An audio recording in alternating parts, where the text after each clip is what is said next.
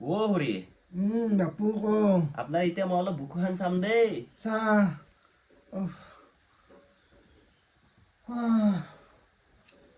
দীঘল দীঘল উশাহ বনাইছো দে কি হে হৰি ক আপোনাৰ কুটু কুটু লাগিছে নেকি হে ইয়াই কি কুটকুটি লাগব বাপু কি কথা কয় যেতিয়া প্ৰথম চলিটো হল বড় ডাক্তৰৰ তাকে গেলো ইয়াই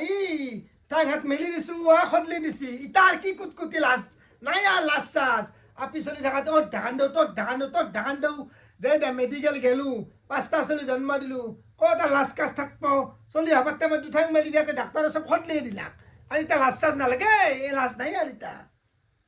কি লাজ লাগব আর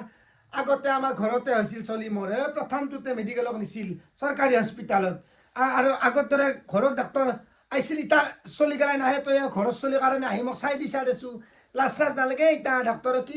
লাজ কৰবি আৰ সব আগতে চাইছে ও হৰি এই ডক্টৰ যে সেইকাৰণে গোটাই শৰীৰৰ অংগই চাব লাগব আই বেলেগ চলিৰ আমাৰ দেখা পালি ঢাকান দেও ডাক্তৰৰ গানৰ আগত মেলি দেও ভৰি হাত আহিছে হ'ব দে বাপু হৈছে দে আৰ কি ঔষধ লেখা লেখি দি মোৰ গেষ্ট্ৰিকে না কি হৈছে ও হৰি আপোনাৰ ইউৰিক এচিড হৈছে